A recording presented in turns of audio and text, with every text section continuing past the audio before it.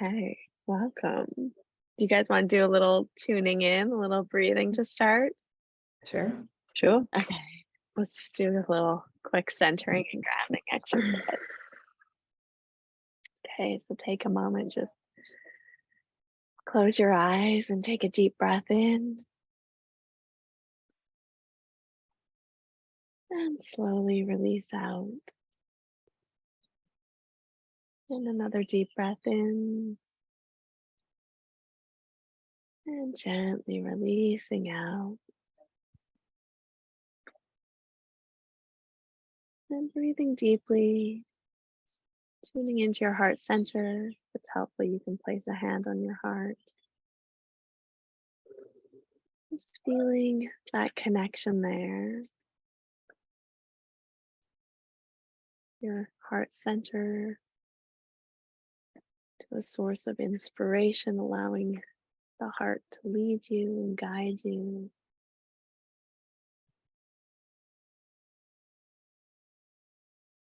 Just taking a moment to appreciate yourself. Think of something that you appreciate about yourself.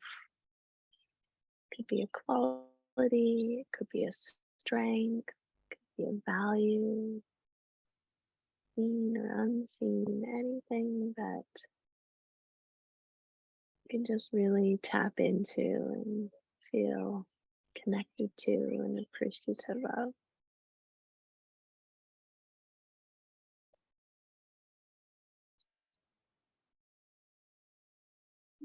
Take a moment to feel that sense of gratitude.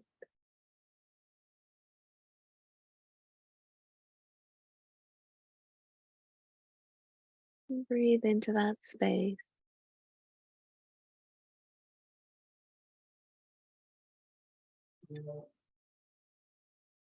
And as you feel ready, take a few more deep breaths and come back into our space together.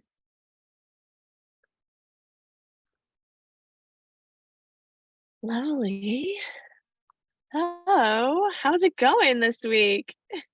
Megan, hello. Meet everyone. Josie and Andrea. There's a couple people missing, but Nice to meet everybody. You too. do you want I to think say we where you're were- from, what you Yeah. do? I kind of introduced you last week when you weren't here, but Oh, okay. Well, I'm a Canadian who lives in the States. I'm in New Jersey currently, and we moved here in 2020 we were in Silicon Valley for 6 years before that.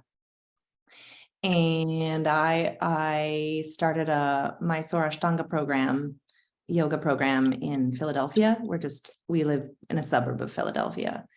So I've been at that, I'm coming up to 2 years, and it's, been on like this sort of slow organic build, but, I was a recipient of Harmony's newsletters, and I kind of like had B school on my radar last year, but I still have like a couple little kids at home, and it just seemed like too much. But this year I felt kind of more primed to like dive in. And so I did lessons 1 through 5 in module 1, and I found them extremely helpful. And I'm really excited to kind of figure out how to market myself and put myself in front of people, which is something that does not come naturally. But I'm like, ready to kind of embrace that kind of a choice. So yeah, that's it. In a nutshell. Yeah. How about you guys? You're in Calgary, yeah? And Andrea's in Calgary. Mhm. Josie, where are you? I'm in the UK. Oh, that's right. You're in the UK. Cool. Mhm. Right on. oh, how's it going, everyone? How are you feeling about your unique awesomeness proposition? And all the things. I texted 12 people yesterday and got feedback almost immediately from all 12, which was like, Oh, that's so amazing. cringy and excruciating to do, but everybody was great. And now, so I put everybody's comments kind of like in a document, and I had like a split screen of my like ICA and my UAP.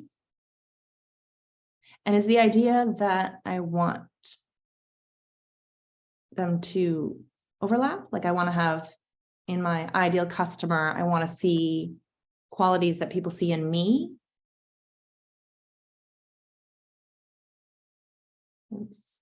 She froze with a great face. I I know.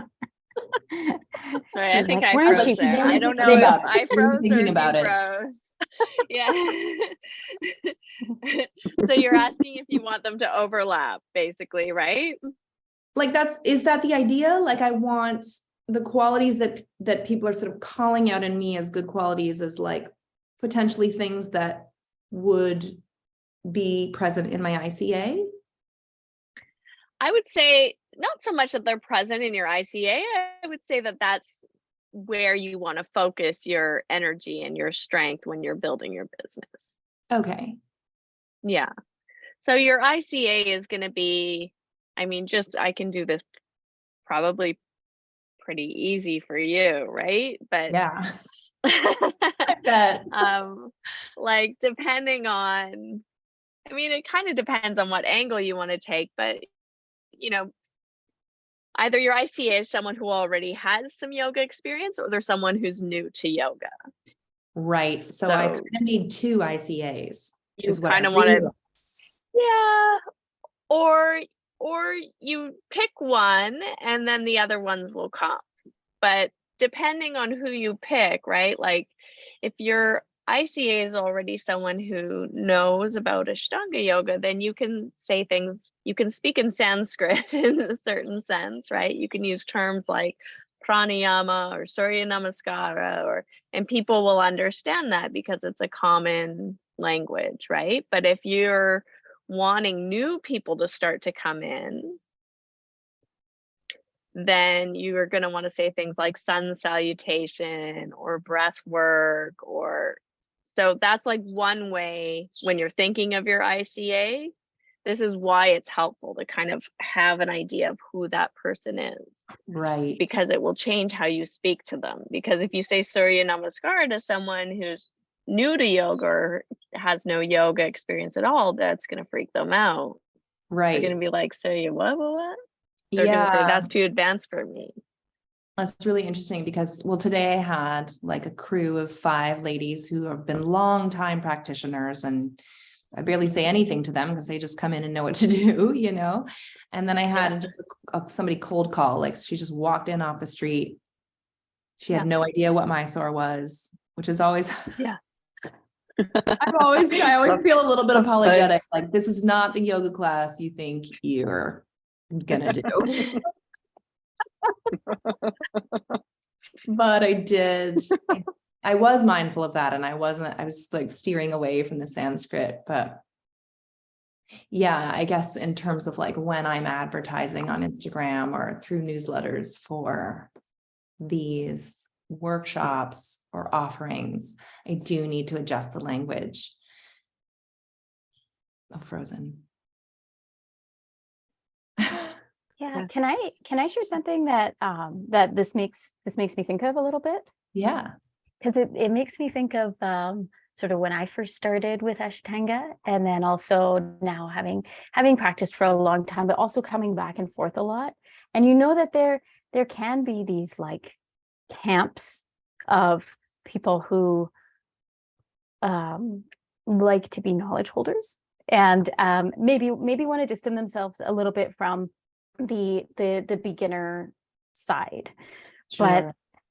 But at the same time too, I think such an important okay. Oh, Josie, you're the host now. I'm the host. Whoa. We'll be God, how directing funny. all our questions to you. Well, you can, I'll give it a shot. And I'm like drooling over those curtains behind you, Josie. And I'm like, Oh, where in England are you? I know. I love them. Just like a cat. Yeah. Yeah, what I was gonna say, oh, here comes Harmony. Was that um that reminder to, oh, hi, Harmony. I was just talking about how this, it just seems there are sometimes these two or multiple camps, particularly I've seen it more in the Ashtanga community, and I wonder sometimes if COVID has kind of given everybody, like, brought everybody back down to earth a little bit, and like the importance of always being open to learning. And I don't know, do you yes, you can accommodate a group of people who have a really great awareness, or not even a great awareness, they're a little further along in what they've learned. But at the same time, if it's too exclusive, that scares people away. But at the same time, hearing the Sanskrit terms, like almost being brought into a practice that's always in motion, is also very intriguing, I think, to a beginner as well, because it kind of gives them that, at least that's what I found too, and you can romanticize things a little bit. But yeah, I just think sometimes there's people who come in and don't feel they have anything else to learn. And that can be, that can be like, they're not really teachable then either. Yeah. Yeah. So I see what you're saying, like kind of like at least letting them I'm hear trying a not to little be bit, judgy. letting them hear a little bit of the Sanskrit. To sort of like, I guess, kind of create some intrigue. Yeah. Right. Mhm. Yeah. But, you know, Harmony, do you know what I mean about that? That sort of sometimes when people go and, oh, sorry, actually, you know what? I think you're on mute. Oh, Harmony's on mute. Yeah. I'm back. Sorry. Yeah, I was gonna say, it's not to say like that you could never use a Sanskrit, but just like you have to kind of meet people where they're at, and then it's like realize it's going to be a teaching process and a learning process. Yeah. I'm not, and I think you were kind of sort of, I'm not exactly sure what the question was, Andrea. I kind of came in halfway through what you were saying. Oh, I mean, I was one just, was like that yeah. people weren't really open to learning, but now they kind of are more. Is that? Well, I don't know. There can be a bit of an Ashtanga elite, is what I Oh, really yeah. want to say. And so, Totally. Yeah. and so, if they're not open to learn, like, so I think that's the thing, is it's like they may not want to be in a shared space with a beginner. And that's really unfortunate, because it seems like I can understand it, but it's also, what is a kind of like environment you're trying to cultivate? Is that kind of a way to think about it too? It's very welcoming, or it's something that's a bit more advanced. Right. Yeah, no, Yeah. definitely the latter. We're not, definitely actively moving away from sort of any sort of like elitism or hierarchical situations. Mhm. Yeah. I think the Mysore room facilitates that really well, though, is having people of different levels. Yes, So 100%. And everybody kind of just like doing their own work, but together. So Yeah. you aren't required to be I at mean, a that's like a great way to explain it too, to like someone who doesn't know Mhm. what Mysore is. I mean, even the word Mysore, I know that like makes some people who don't know about yoga afraid, calling right. it It like has the word Mysore. sore in it. I mean, it doesn't sound good. It sounds really bad. So, you know, Never thought like, about that. yeah, You're right. you could call it like, I don't know, I mean, it's so interesting to think about the language around this. Like self-directed practice also sounds like kind of intimidating for a beginner. So they're like, I don't know how to do anything. I feel like the So we used to call tagline our like beginner Mysore step by step. Yeah. And Yeah, then people that's wouldn't cute. feel so afraid. They're like, oh, step by step. Yeah, one at a I can do time. that. Yeah. Yeah. I'm trying to think of how I proposed it before. I think I call it independent practice in a group setting. That's usually how I lay it out. Yeah. With Yeah. like with Which is support from the lovely. teacher, and feel free to ask 1,000 questions. Yeah. I remember too, I mean, it's just getting people through the door. Like once you're there, it's like, oh, okay, this is how it's set up. And this is what you mean by step and independent. And there are teachers here and wandering around, but it's like, but it's the getting through the door. And I feel like I ultimately need to make like a video I need to make a video of like what happens when you walk in and what you're gonna see. Oh. That's a good idea. Yeah, we just have like real bad lighting in our studio, and like I'm always busy teaching, so how am I making this video? But yeah, I need to do that. I definitely need to do that and just like regularly post it in my stories, I think. Yeah, Yeah. one studio I know did a time lapse video of Mysore, like their Mysore room, and that was, I do and a then they lot of put on the those. website actually. Oh, that's a good idea. I put a lot on IG, like Yeah. a time lapse of the Mysore room, but Yeah, on the I website, like that idea. really good idea. yeah. Website video, Yeah, putting it on my list. our studio, like people will literally come up to the door and do that, you know, and they won't come in. It's like, what's going on in here? And they, you know, Totally. it's like, why is it so intimidating? I mean, I get it because obviously I was there at one point, but yeah, it's like, yeah, it's a real obstacle, isn't it, to people coming in. You know, I think that's why the gyms kind of did quite well, isn't it? Because it's a gym environment. People are used to that environment. But as soon as you kind of go any way in the direction of bespoke, like you do Ashtanga, tantric hatha yoga, and you know, and you want to do something outside the box, which people aren't familiar with or they're not used to seeing, you've got that instant, well, I'm not familiar with this, so you know, I'll just go to the gym and do it where everyone else is hanging out, and I can just be a regular person just flowing through a vinyasa, you know. Yeah. So I'm in that Do you same find, camp. Josie, that, do you call it like Tantra Hatha Yoga? Do you find that that's like a deterrent for people, or? They don't, nobody knows what it is. So, Right? Yeah, I was gonna say. so we have to do a I was lot of gonna say, 'cause education. people are like, they like, what Yeah. is this? Yeah. I mean, Yeah. no, yeah. And I would have been in one of those camps before I actually did the teacher training, you know, and there's that Yeah. big gap between someone who is interested enough to go through a teacher training to actually learn, and then someone who is just like coming into the yoga world completely new. And if you are offering, so as I say, something that's specific in the yoga world rather than something more generic, it can be kind of like, yeah, people are afraid of it, and they want something a little bit more familiar,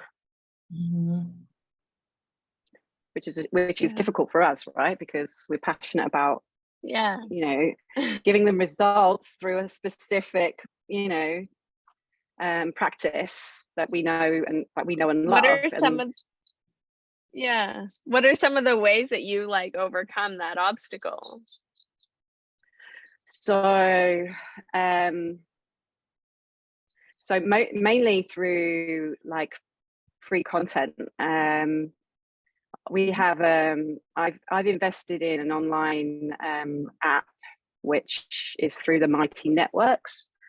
So you get your own social space, and it's where I'm trying to kind of gather people who are interested, and they can go on anonymously. It's a free space. You can come in and just see, you know, the kind of things that we're teaching, and you know, we have the odd free class,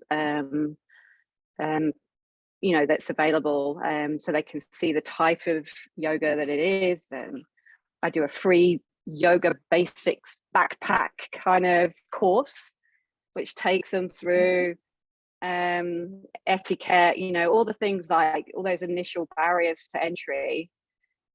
So I've front loaded it, but I still find that people aren't accessing it. And so you can put lots of stuff out there, and you know, you can lay it on a plate, but people are still like maybe not taking and consuming. So that's my struggle. I mean, I feel like I've built up quite a generous way of people finding their way in, but I think the marketing thing now is where it's all there, but that I'm not finding them to actually to get them to take that next step. So sorry, does that make sense? Have you yeah, totally. I'm curious if you've identified like some similar characteristics or qualities of your student. Like sometimes you can say, oh, I get a lot of moms, or I get a lot of students, or I get a lot of I don't know, men. I don't know. Yeah. I do get quite a few guys. Is there, yeah. I mean, maybe there's some common characteristics, and even talking to them and asking them, I think would be really helpful, like for you and also for you, Megan, because you have students that are coming, like asking them what made you want to try yoga, what brought you here, and like understand those pain points of what they were, were they like, oh, my back was really sore, or I wanted to improve my golf swing, or I was really feeling stressed out and anxious, right? Like figure out what are those pain points, and then you can like speak to those, because that would be something that could help draw more people in. I started having those conversations, like just kind of like, casually chatting with people, and then kind of asking like, like why they're doing Ashtanga, why they're doing it, where they're doing it. And that's actually, I guess I always kind of like felt like it was important to keep boundaries and respect people's privacy. But now I'm really seeing the value in having those kinds of conversations. And I'm finding out some like really interesting things, and things that are specific to ICA. Like I have one student who just left her Mysore studio to come practice with me. And I felt like it was probing. So I never asked, oh, like, why did you choose to stick here? But she brought it up the other day. Mainly my price point is very good. But also that I have a slightly softer than traditional format. We're not 6 days a week, we're 5. On Friday, we play music. It's a little bit like, I like to call it like Mysore adjacent. I have a lot of the like traditional elements, but there's a little, if you're thirsty, you can drink, and there's kind of a lot of discussion sometimes. Like if somebody's confused about a posture, we'll like, together kind of figure it out. So it's not a very strict kind of feeling to it. Anyway, it was just interesting to see that she found us and liked that and stayed for that reason. Because I really wasn't sure why. I think that's but that's like really powerful to like identify those things, and those are like selling points. Like that's what sets you apart from the other school, right? Yes, like and I'm coming to come to a realize soft space. Yeah, right. And we have fun Fridays. Well, and I was feeling like I had to keep that on the down low, because it just makes me look less legitimate. But I'm realizing it's actually an asset for the people who want to come, Yeah,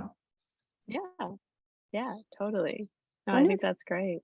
One of the things I was thinking while you were speaking, Josie, and both of you, and actually this is what Harmony said too, and you've been doing, but what about having an evaluation? Like something that's a little bit more formal, that's on a form that people can fill out when they're done their practice and they're just sitting and they want to hang out in your studios because it's so beautiful and awesome there. And then you've already got the pencils there and the tea or whatever, and just ask some of the very specific questions. You're like, why do you like Mysore? And put up front, be completely transparent about why you're doing this, why you want to create a better space. And you said, we really want to create, it's not just because you want a successful yoga studio, but partly because there's been so many that have gone under for different ways. And maybe they haven't been adjusting in the same way that people have wanted. Maybe after COVID, people aren't comfortable being around others, or maybe everything is just so expensive right now that yoga is something that gets put on as a lower priority because, oh, I can practice at home or something, even though I never do. But having something like a bit more of a formalized evaluation, and maybe I'm thinking about this too, like just kind of as a researcher, because the reason as well is then you wind up incorporating what your clients want, and so your ICAs, and so you're actually getting them to build the space in a manner of speaking. And if you have something that's standardized in the sense that you're asking everybody the same questions, then like you say, Harmony, you can look for those patterns and you can see it's like, oh, everybody actually and even if you say what is an offering that you wish you could have a little bit more, it's like, oh, yoga for backs, yoga for runners, or actually, I really just want to come here and lay on the floor because it's the only space I can go to besides the bathroom in my house where nobody bugs me, and it's like maybe even just offering like a refuge to people where it's warm and you get to wear like stretchy clothes because everybody loves stretchy clothes. And I don't know, it just sort of seems like that might be something too that you could really gain a lot of valuable research or valuable knowledge and even share it on your websites. So like you keep them anonymous and things, but maybe people always like to see the results of their surveys and like put it in Excel. So you've got like graphs. It's like people have come more in April than they do in August. Why is that? In August, everybody's in the garden. Like, Yeah. and just those Really good idea. visuals. So you like people can kind of everyone wants to be included. Yeah, I like that. I like that sort of invitation to make the space feel collaborative. Yeah, with you at the helm, and so I think like you're saying, Yeah, it's like, got to work for me. Yeah. Yeah. And it's like, but it also will, because you will be building your business and giving people what they want. And if, you've got like, you do your stats and stuff. If you've got like 25 people who like, and 70% of them are saying that they're coming for the same reason, the likelihood that the people that you aren't reaching would come for the same reasons is a lot higher. It's a really good idea.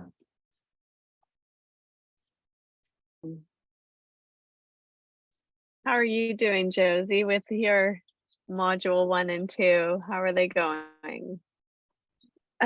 Yeah, good. I have done 2 ICA interviews, and both of them went way longer than 15 minutes. And I've got I dug into Calendly, is it? Anyway, so I've got some coming up as well. So over the next 2 weeks, they're my existing members that have volunteered to jump on those calls. So I'm going through those. I put out the rather kind of painful email about what are my 3 greatest superpowers. Yeah. And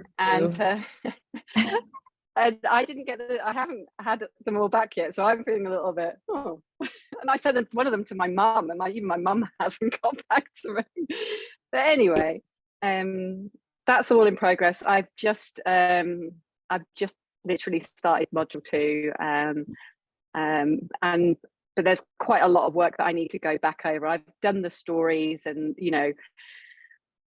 fortunately, I've already kind of got a bank of stories that I've already kind of blogged about in the past. So I kind of went through a few old ones and saw if I could repurpose them and make them a little bit, better. So that kind of saved me a little bit of time, but I need to go back over them and like really improve them, Josie, can I ask you about your stories? Like, I'm very much interested and hoping today to get started on banking some stories, but like, what kind of stories are you telling and how are you telling them? Like, okay. So my origin story is basically I was a journalist for 25 years, quit my job and completely changed my life due to yoga, and it's kind of that story. And then which is pretty, I guess it's a pretty common story. So I think I need to just make it a little bit more less generic, because I think a lot of people that's their story when they go into yoga. And then it was things like when I was doing my first teacher training, it was perfect health. It wasn't yoga. I did Ayurveda practitioner training, and it was called the Perfect Health training. And it was a blog I did at the time saying about how it was ironic that I was doing a course on perfect health, and I was striving to be really perfect, and it really wasn't happening, and that kind of story, and how it's okay not to be perfect, and traipsing across the world with his binder full of stuff, because when I did my training, nothing was online. You had to have like physical binders, and had to cart it all the way over there, and it all fell apart, and all those kind of like stories related to that, and just other things, observations. I've blogged for the last 10 years since I quit my job, so I've kind of made observations along the way of my own experiences, and kind of vomited it onto a page, and now that's really valuable, because I can, as I said, just go back over it and go, actually, this is a nice little nugget of wisdom that And then yeah. okay, so once you sort of have these bank of stories, Mm. how are you employing them? Like, how are you using them now? Like in newsletters, or do you incorporate elements of it in like social media posts, or Yeah. what So do we do with our story? recently I did a 10 years of blogging, and I picked out the 10 posts over the last 10 years that kind of got me to where I am today. So it was 10 different kind of stories, and I did one main piece of content, and then I've just kind of like created individual snippets which are going to be filtered out over the next 10 months, because it's my 10-year anniversary in October. Cool. So just taking little bits like that. And going forward after doing this training, I do podcasts. So I was thinking maybe I could verbally tell a story. And then I take little snippets again from that and put them on to, Insta, and mainly Insta and Facebook is where I kind of hang out. Yeah, I think it's great, like, to have those stories, because like if you're ever on a podcast, like, I mean, if you listen to our podcast, I mean, that's all we talk about is people's stories, right? Yeah. So Yeah. like, Mhm. I mean, we really get into it, your origin story, but typically, like, even if it's about a topic, like say someone, I've been on ones where people want to know about yoga, and so they'll say like, well, how did you get into yoga? And so it's good to have like that short version, or like a medium version, or a longer version of your story. And then they might even Like, I say feel like I like, can well, how have tell- you helped clients, or what are your results like with students? And so to have like, well, I had one student who, was struggling with anxiety and couldn't leave the house, and then she started practicing yoga and everything's better, like to have those kind of anecdotal. Anecdotal. Anecdotal. Anecdotal, yeah. Anecdotal. Thank you. Too many L's in there. Stories. It's helpful just to be able to like have them, because they're things that you'll use over and over and over again. Yeah. And like some of it's kind of natural because it's your story, so it's not, but it's just like framing it in a way that was framing it. I think about it and I'm like, okay, my origin story. And like, I feel like I could tell that story like 10 different ways, depending on my mood that day, or the like kind of my aim in telling the story. So I guess like finding an entry point is true. I'm just going to start writing, and then I need to find a journalist with copy editing skills to clean it up. Just start writing it, and then like pick out the bits that you feel are like strong. So one of the things that, oh, sorry, Harmony. Okay, we're just going on. Josie, have you ever thought about like being the yoga journalist? Mm. You know, and I'm Yeah. just saying that because I know sometimes it's like, oh, we leave these lives behind that just drove us crazy and crazy, but it's like that's just the identity of that life. And the like, but you are bringing all of that knowledge and that ability to write and tell stories. Like you're a professional storyteller, and just using that kind of like bringing that to your practice, because that's a really unique thing that you offer, is like you know how to like condense stuff and send it out and put it out there. And even writing in a bit of a journalistic style, in some ways it's like people are so, they just need bite-sized bits of information. It's like it would be really cool to know a little bit more about what's going on in the yoga universe, like quickly, and just, but even approaching some of your work that way, because it's that you do have an origin story, but it's also where you are now, and you never like leave those experiences behind, because we're like just these accumulation of all of these lived experiences. So I'm just like, maybe you're the yoga journalist. Yeah. Oh, Yeah, yeah. And then it's you just have to like interesting. unpack why that's making you feel all weird. Yeah. No. But, yeah. I mean, I guess my outlet has been like, I have used, you know, writing articles and stuff, and blogging and doing podcasts, and my creativity has come out in certain ways through that kind of thing that I've grown to love. But yeah, it's just a very different world. And yeah, I think it's something that has helped me get to where I am now, and now I'm using those skills for a completely different reason. And yeah, getting back into the whole writing world is I don't know, it's yeah, something that doesn't necessarily appeal in terms of just being in that world. I love writing, but I don't like being in that world.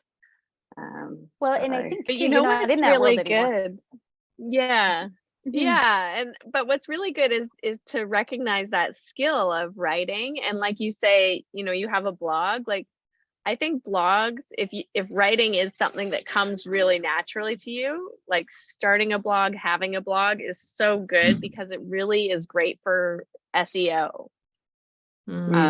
You know, and answering some of those questions. And it doesn't have to be long articles or anything, but just like, I mean, I get so much random traffic on my website from the most like ridiculous things that I've had in my blog, you know, like how to do nollie, or like, you know, like just things that I wasn't even thinking were like, you know, at all important or interesting, but it like shows up because people, you know, I guess Google how to do nollie. I don't know, but and so things like that, right? Like, I mean, you have the Ayurveda too, you know, what foods help to decrease anxiety, or vata, or, you know, like just random things. But if you do it regularly, I think it's really good for bringing in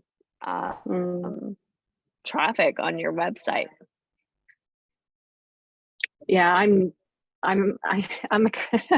that's one of the things I need to improve. I live doing the creative bit and then putting it out. I don't follow up on what the results are.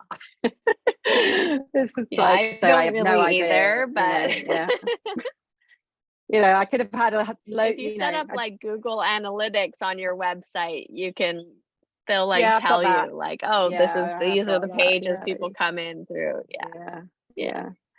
But But yeah, I'm terrible at paying attention to those things too. But it is interesting, those like little snippets I see. I'm always like, huh, funny.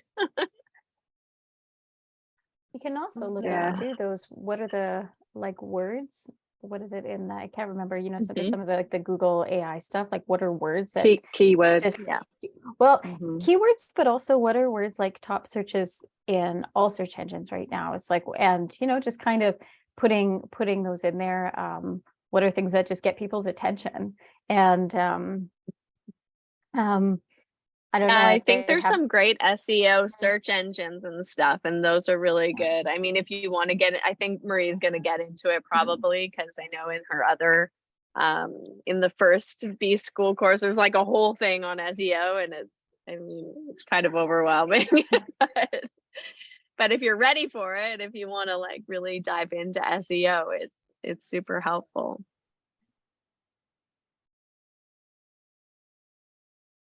Any other questions coming up?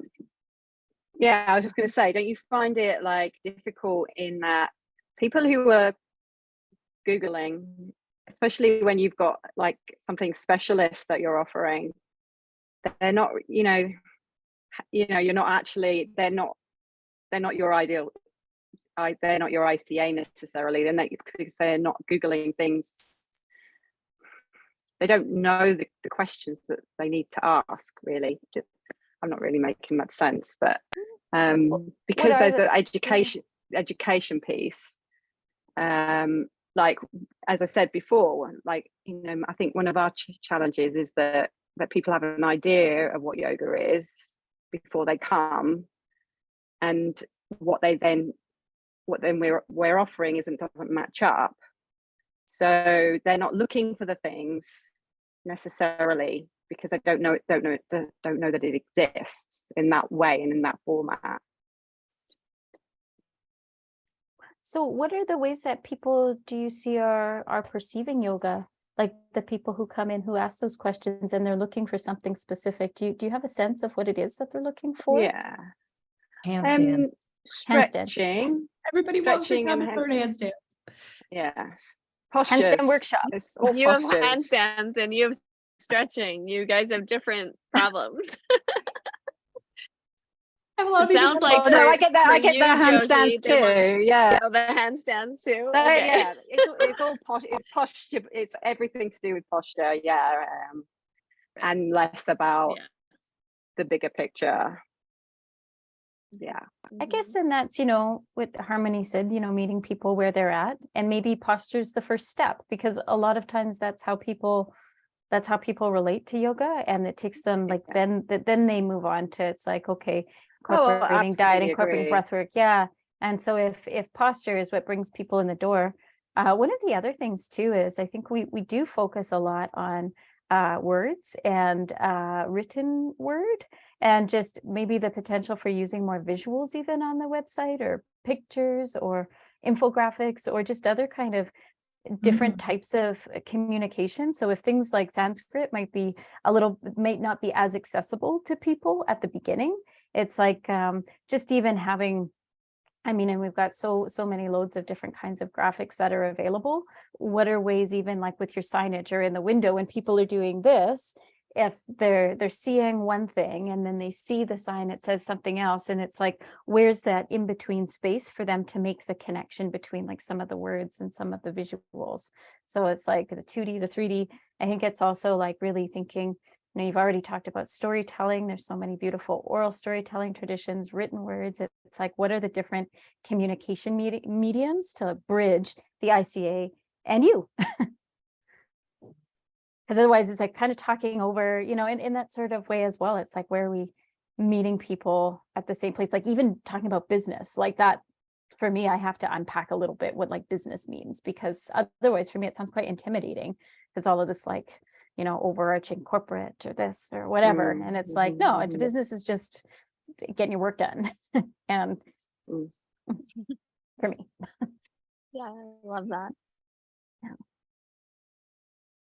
Yeah, I think finding those spaces, and also, yoga is really wonderful that way, in that it has like something that people are looking for, right? But then it like opens the door into so much more. And so, you can use like something like, just for example, a handstand workshop or something to really bring in a lot of people. But then within that, you're going to, sell them into your Mysore program, or take them into something that's deeper, whether it's breathing or, Tantra flow or whatever kind of, like, oh, if you really want to go deep with this, this is how you do it.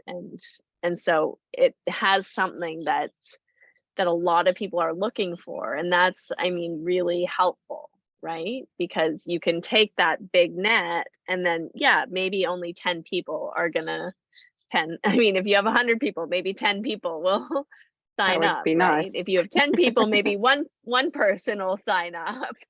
But like that's still a pretty good ratio, right? But then they tell their Like 1 friends. to 2% is kind of, yeah, exactly. And then Mhm. yeah, and then you get the true believers and the Yeah, I the people who go and tell everyone, which is great. Those people you really want to nurture. I think where I was getting confused is though with the ICA, you're looking for your ideal customer, your ideal avatar, and that's not the person that's looking for that quick fix. Just resolve a back pain, just do this, just get me fit, get me flexible, whatever it is they've come in. That's not your ideal customer. You want the person that's coming. You ideally want the customer that's ready to have a long life journey with yoga, really. You know, so you know, I don't really want to market to that person that's looking for a gym yogi kind of experience. I want to find that person that's ready for that next step, but they're not even ready for the first step. Do you know what I'm, you know, because that's kind of where I'm coming from, like, because we are being taught to niche, right, and find that one that is going to be with us and long term and love exactly what we're there to do, not kind of like, not hoodwink, but you know what I mean, like, oh, we'll get you in this way and then boom, right now let's chant. You know what I mean? Yeah, I don't yeah, want to. no, and exactly.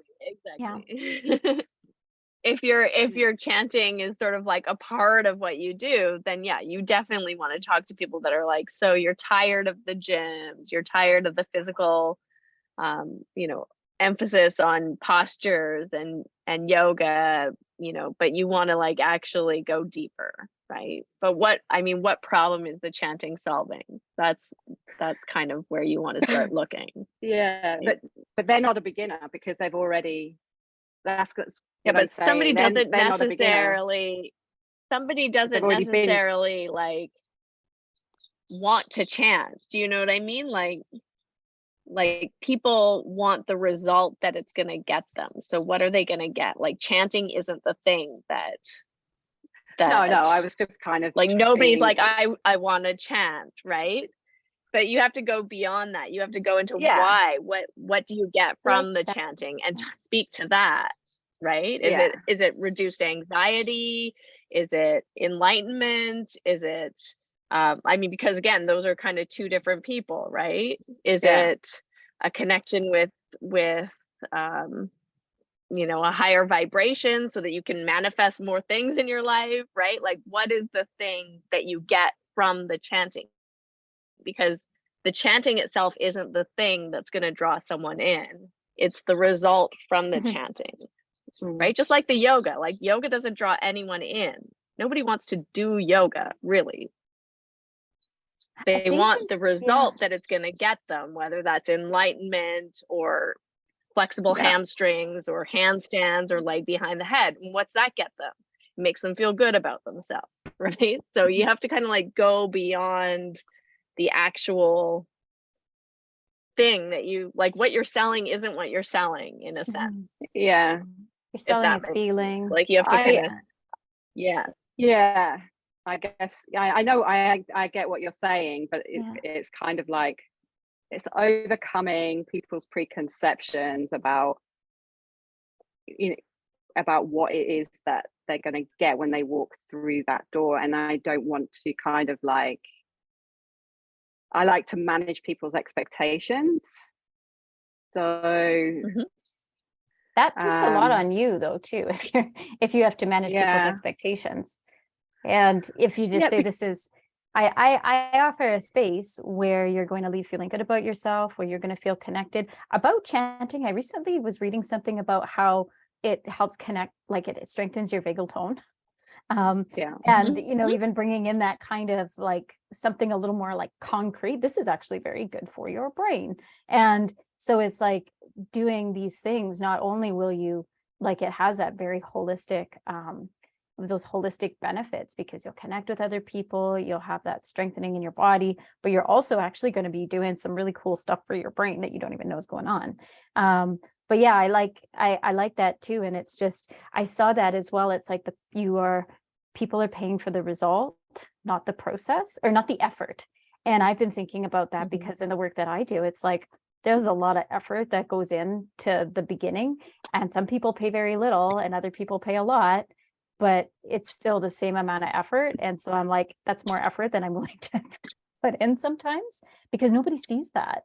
But you do see I don't remember all of like the pain and like doing all of these bar classes these last few months, but I definitely feel that my pants are unfortunately getting really tight because my butt's getting really big. And it's like, that's super awesome. But you know what I mean? Is it's like, as I'm sitting here, like I'm feeling like the results of all of these like tons of squats that I've been doing. But I don't remember all the pain that I was in like doing them at the bar. I'm just saying this because it's like they are really tight, and I'm like, oh man, like expensive.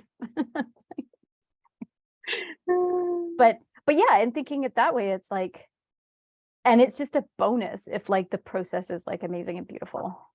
Like, anyways, I do have to excuse myself though, because I got a dentist appointment. I gotta head out and run. But thank you guys all so much, and thank you for inviting me. Yeah, no, also thank you as well. provide my. Is there anything thoughts that and- you wanted to get feedback on, Andrea, before you run off? I'm really still digesting a lot of things around identity. I liked that thing that I put on the Facebook page yesterday that I thought of, is it's like, Yeah. what does your customer want to feel? Who do they want to be after, receiving your product or whatever that is? And then I'm still going through sort of the different areas where I don't make the money. I have a salary, but I bring in dollars, and what is the effort to bring in some of those dollars? Like, because you have to put in. And so just kind of been calculating, it's like, well, if that took about 20 hours, but this is the amount that it got us. So thinking of like a grant and funding model. So I'm still just kind of working through that with module 1, and just what will make sense for priorities right now. And with that, actually, we're going to be setting up a website for some of our own work through our research center. And so under the umbrella of all of the youth work that we're doing. So I'm just kind of like getting things in motion, still sort of testing the waters and stuff like that. And so just moving along. I do want to be a little bit more organized with how I listen to some of the classes. And so I want to see if I can download them to my phone so I can listen while I'm driving or things like that, just different ways to take them in, because carving out the time, I've just been really energetic this week. And so I've just been going on a good wave of work productivity, and sometimes that ebbs and flows. So I'm just sort of sticking there. And the deal on our house closed. And so last week on Thursday morning was the last day for our conditions to be waived, and we waived them. And so in April we'll be moving. So just lots of things are in motion. So the B school actually comes at a really good time for that, because it's helping to sort of refocus like where things are going in the next steps. So that's where I'm at. Okay, great. And you were talking about doing a website. Are you thinking of doing that under your research kind of group now, or do you want a separate one? A bit of both. And so our research center website does get a lot of traction, but that's very academic specific. And so I'd like to have something of my own as well, that I've got a little bit more. If you want to donate, click this button, and sort of to because thinking through the ICA as well, because the recipient of the service, or the which might be so I do community-based research, and a lot of this work is around supporting young people improve access to services, health services primarily. And so the people who fund this they are probably the ICA, because they're the ones that we want the funding to come through so that we can engage in these programs. And a big part of that is they want to feel like they're making a difference around equity, diversity, inclusion. But sometimes when you're talking about youth initiatives, people don't really know where to begin or how to get in there. So they pay us because we can demonstrate that we do ethical work that engages young people, and we've got a positive outcome. And so just are the youth, the youth are also one of the important audience members in here, but the people where the money comes from is the funders. So I'm kind of trying to understand on a website, because the language you would use for these different groups is very different, if it might be worthwhile to just kind of have a couple different streams. So yeah, just sort of thinking about designing it, what kind of content it would have, because the academic one that would be through our research center would be more like, these are the publications that we're doing. It would have a certain language and tone there, whereas my own website would be a little bit more community based around, these are some of the possibilities that you can have when you do this kind of work. It can be very community engaged. It can involve a lot of creativity and positivity. When we're talking about complexities in young people's lives, it tends to be like a real downer, but it's like, that's also part of the problem. So just kind of thinking about how the approach is with this, and yeah, so that's where I'm at. Cool. Yeah. Awesome. Okay, but I'll Okay, get I going. don't want to keep you because I know you have to go, so we can connect in the chat. Yeah, thank you all so Yeah. much. I really have appreciated, just hearing you guys and being inspired by you all too. Thanks, Okay. Andrea. Yeah, take care. Thank you. Yeah, bye. I know if you want to hang on for a second, Megan, I'm just going to go a little bit over because I know I got your email, Josie, and you wanted to know sort of what my experience was of being location based and then not being location based, being sort of like Yes, online or tell us traveling from and the teaching. Canary Islands how that's working for you. Well, I'm gonna say this. I think it works well to be able to do both, and I think you can set it up to do both. Like when we had our yoga school, I would go and spend like 2 or 3 months in Mysore every year. And so like you can set it up so that there's systems in place and people in place that can run your school for you so that you can take time away. And I mean, I'm here right now. Scott Johnson is here teaching, and he has like a program in London actually with I don't know how big his program is. I'd have to ask him, but I know he teaches regular classes there. I don't think it's like an actual studio. I think he teaches out of another space, kind of like what you're doing, Megan. But it's like regular in-person classes. And I mean, this retreat center, is, I don't know, 5 hours from England or something, from London. And he has like 24 people here on retreat, right? Whereas I don't have a physical space. I don't have a regular group of students I connect to, except my online students, which are kind of like all over the world. And there's like 6 or 7 students that are coming to my retreat. So I'm going to say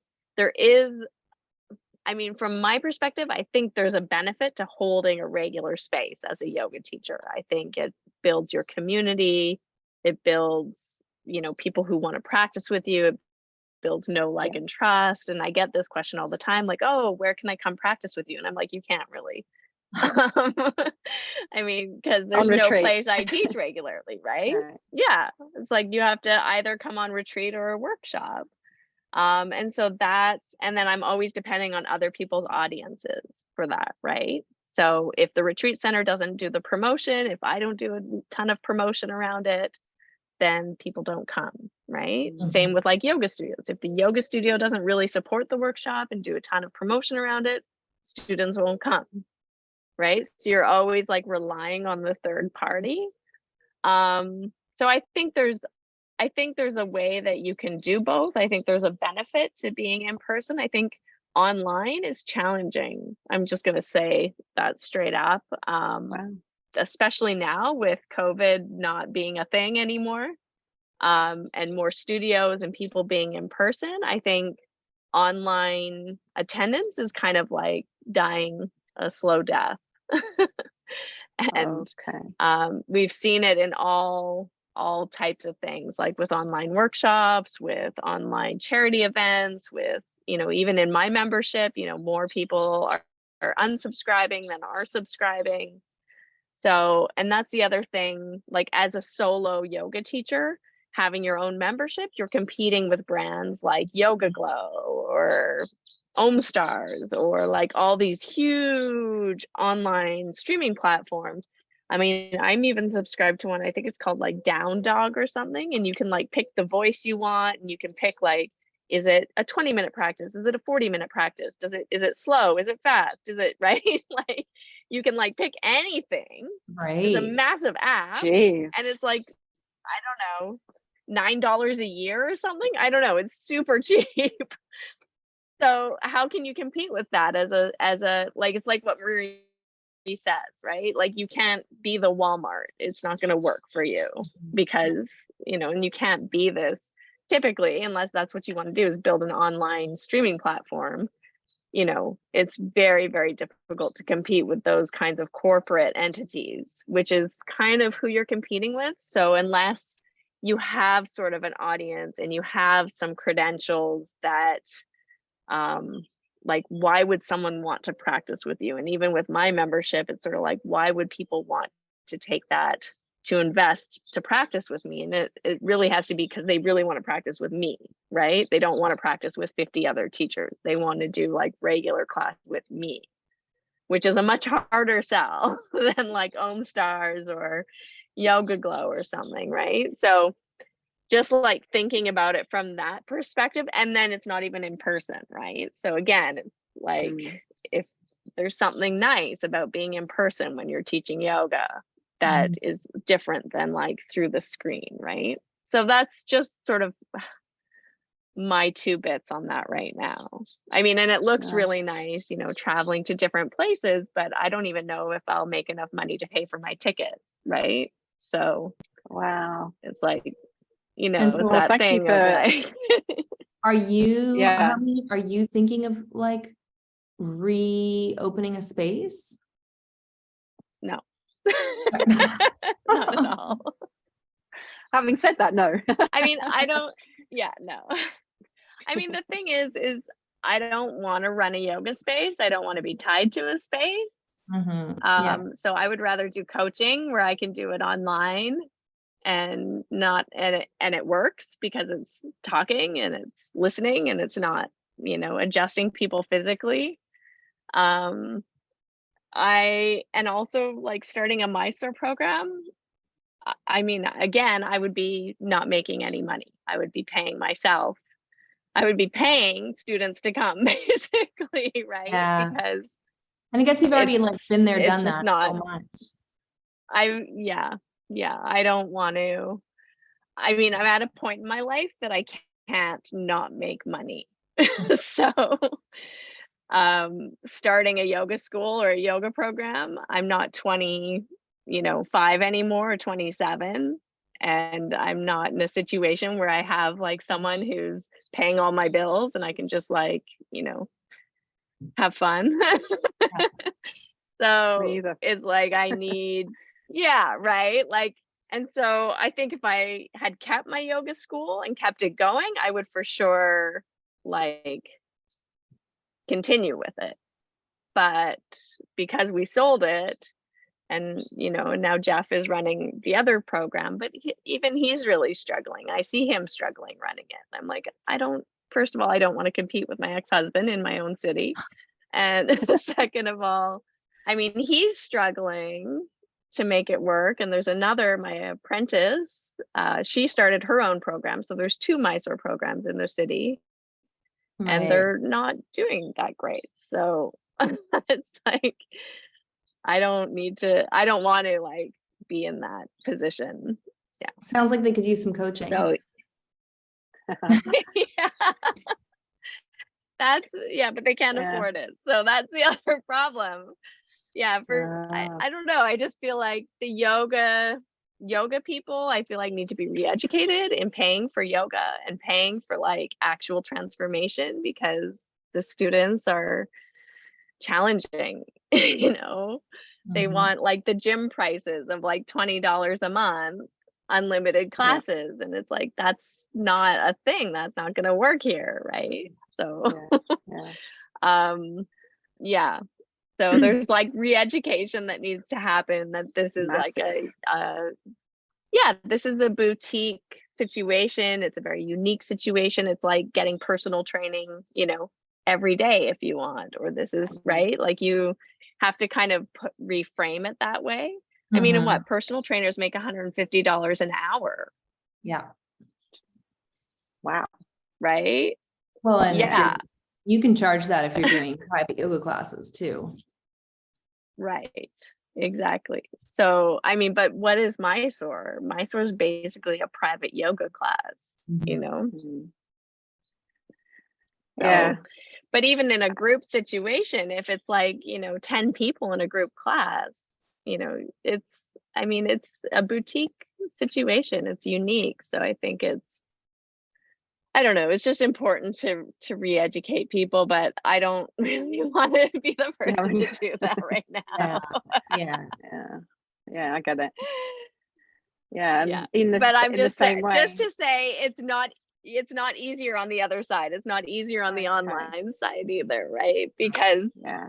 then you're competing not with the gyms, but you're competing with like, big online yoga streaming platforms that have like Mm. 500 teachers who are, in every kind of yoga class possible, and a massive library, and like tech people who are designing things in the back end, and apps, Right. and Mm. that's Yeah. Well, maybe, that's a whole other mess. maybe when we've got more time, I can elaborate on where I was kind of going with that question, because Yeah. I'm kind of hybrid at the moment, and like my bandwidth is at its limit. It's like what Marie was saying, just on that module 2, Mhm. you can only do so much, and you've got to start to think about pruning, and I need to prune, and it's where now I'm kind of like, where am I putting my focus? And I've got some ideas of where it could go. That's just thrown a bit of a curveball, what you've just said. So, but I realize we're out of time now, but it would be helpful to take that conversation to its next kind of space at some point. Yeah, let's talk about it. And I think one thing that's really helpful, and Marie talks about this too, but look at the numbers, like really break down your business. Like, where is your income coming from? Is it coming from in person? Is it coming from the online people? Is it coming from workshops? Is it coming from retreats? And like really have a serious look at like, where is that income coming from? And then also, what do you enjoy? So where's the joy? Where's the enjoyment of it? And then also the potential for growth. And then I think also with the yogas, look at if something is feeding something else, right? Yeah. So if you have a studio or you have a group, but then like they're going with you on retreat, or you're getting 10 people out of those 50 people to go on retreat with you, that's really profitable, right? To keep sort of growing this group.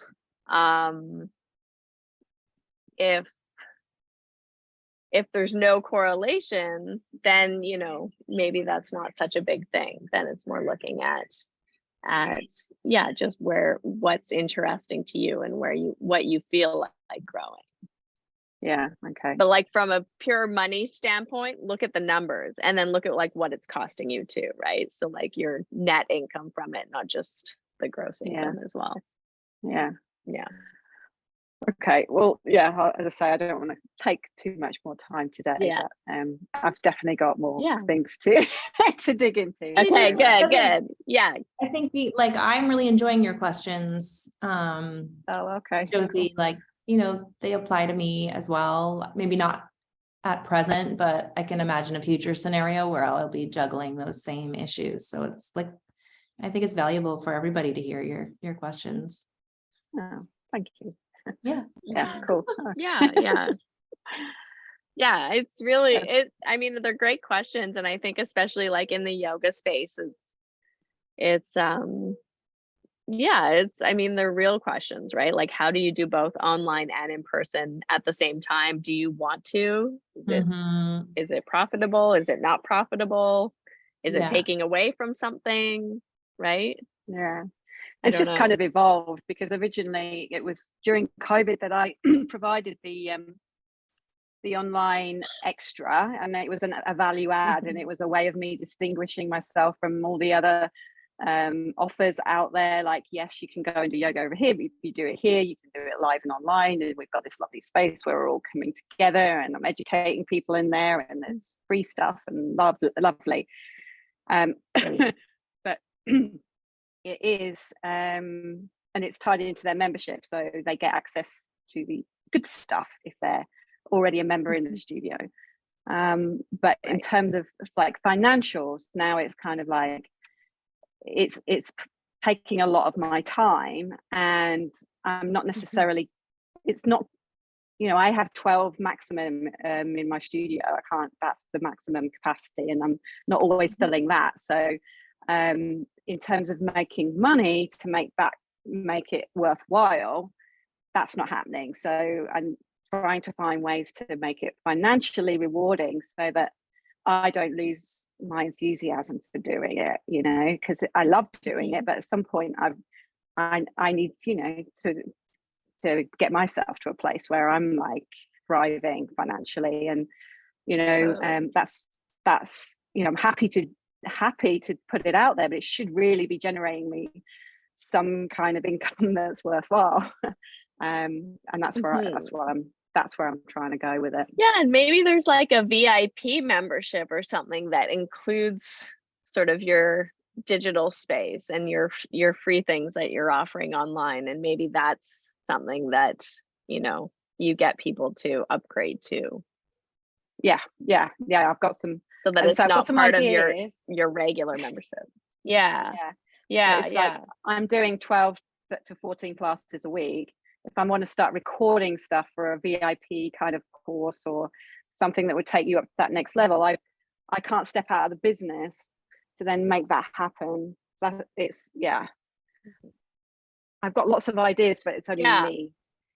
That's the problem. Yeah, no, I get it.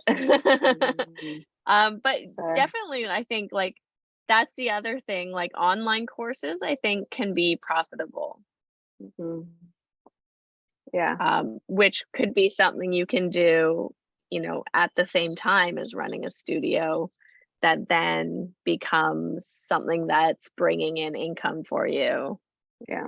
Without you having to do it. I mean, you have to do it initially, but yeah, exactly. You know, you don't have to do it ongoing. Yeah. Some kind of renewable income that, you know, would be good.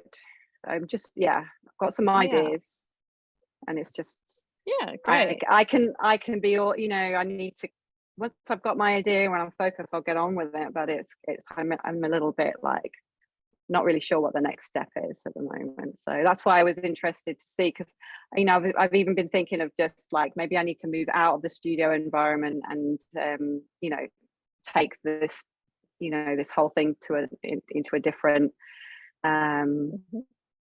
into a different offer completely, not even doing, you know, general yoga classes. I've got another idea for an online community, which would take it out of that competition that you were talking about with all the kind of glow yoga and, you know, commune and all those other different spaces where people can access stuff. So yeah, that's where I'm in a very pivotal place at the moment where I just really need to decide. I just really need to decide and then get on with it. Yeah. And I think, I mean, just like, I think a good place to start is to really look at numbers. Yeah, well, I don't know what this other new idea is. It's not tested, so it would be, what's your idea?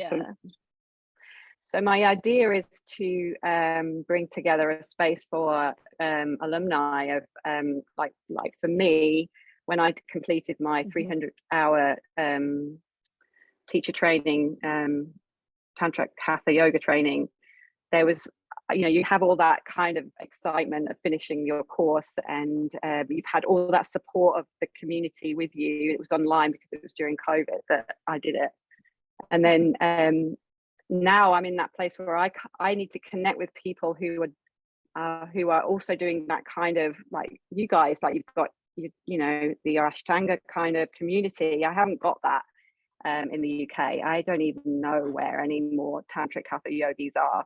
And so I was kind of like thinking of bringing together like globally the tantric hatha alumni who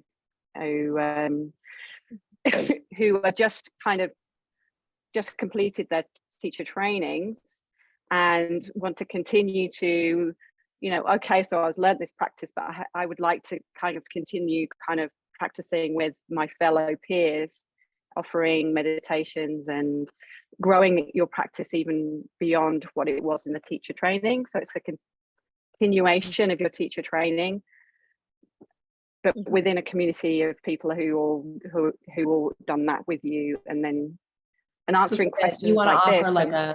like a master class kind of.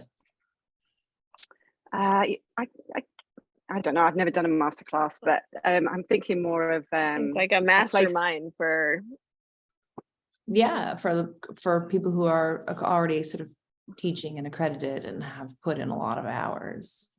Yeah, and but still feeling kind of like green as well, Sure. because each stage you go in green, right? It's like but when you first step into maybe your village hall and you do your first class, to when you've got then you get signed up by a studio to go into their studio, and then you get your own studio, and you've got all that to figure out, and then everything's. You want to offer like a teacher enrichment kind of. Yeah, that's a good word for it. Yeah. Like teacher community, teacher enrichment. A teacher community, yeah. Like where we could hang out and like just talk stuff about, like, I have no one to talk to, like about what I've learned, what I'm teaching, how I'm teaching it, my own practice. It can even be like you can just call it like a knowledge share too. So yeah, a knowledge share circle for teachers. Yeah. And then it would just be kind of like a subscription based, we'd just pay a subscription to be part of that community. You can duck in and out. We could have meetups, we could have live classes, and just kind of peer review stuff. I don't know, it's just an idea. You could have like monthly meetups and monthly articles. Yeah, sharing resources, going on each other's retreats, like all kinds of things that have been that I would love to have with my community.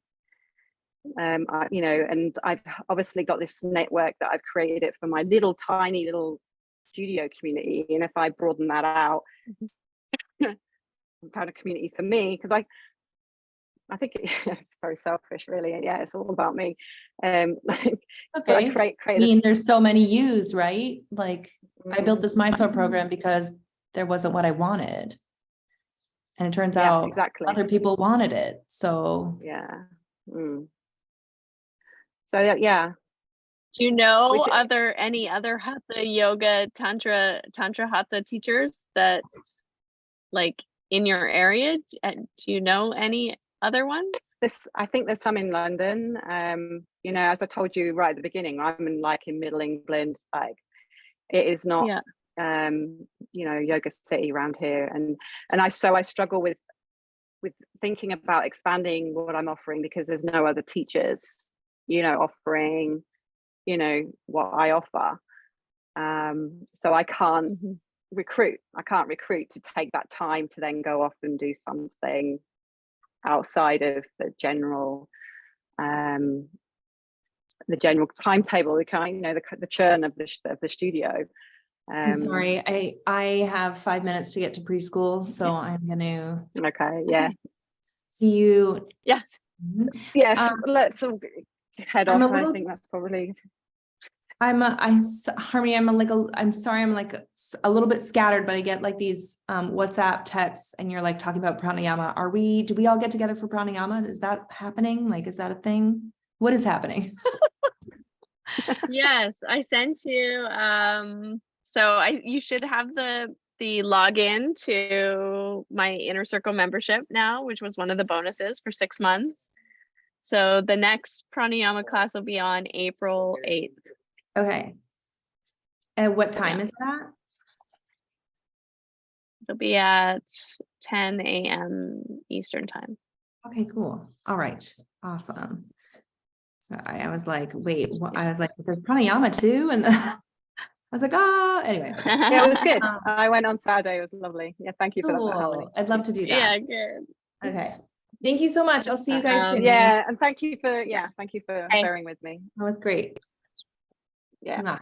Yeah. Bye-bye. Yeah. I mean, I would just to like finish that up, Josie, I would think about Yeah. how you would reach these people, right? Yeah.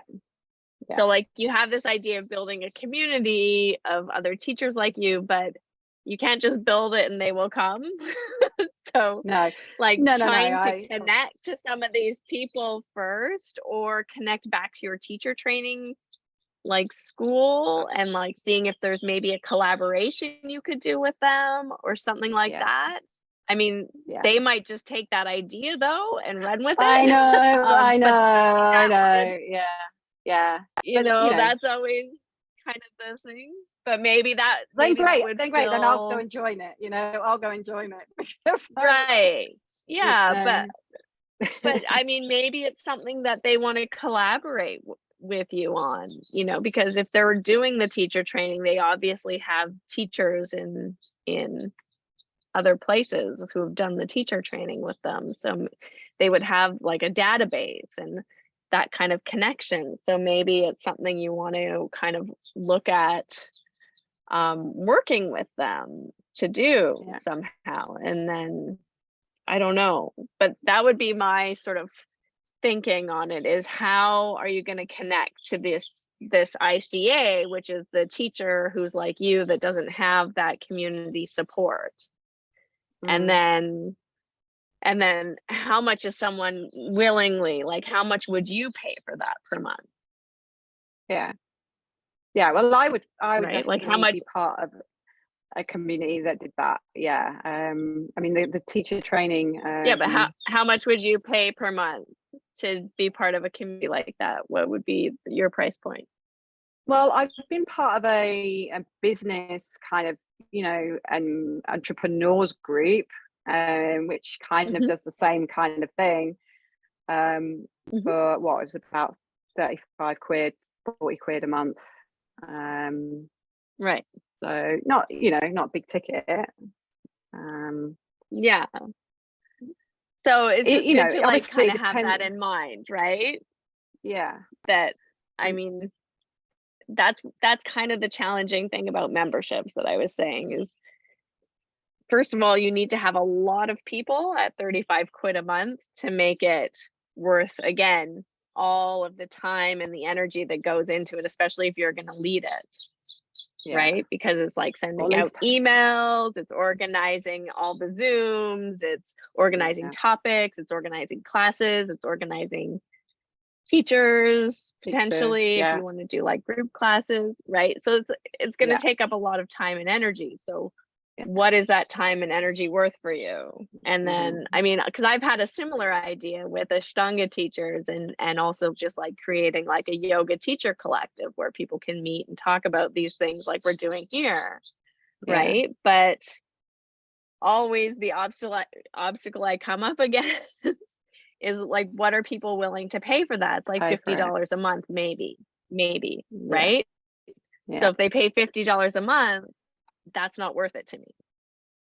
Because Right, you know, if okay. I get 10 people, I don't, Well, yeah, that's that's too not much enough. work for No. $500, Yeah, sure, right? absolutely. So then Yeah. it's like, and then like Yeah. honestly with subscriptions, like I changed my subscription model recently this year so that you could do 6 months or a year. That's it.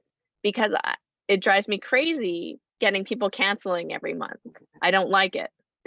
No, 'cause you've got no security. So it's like, yeah. yeah, no.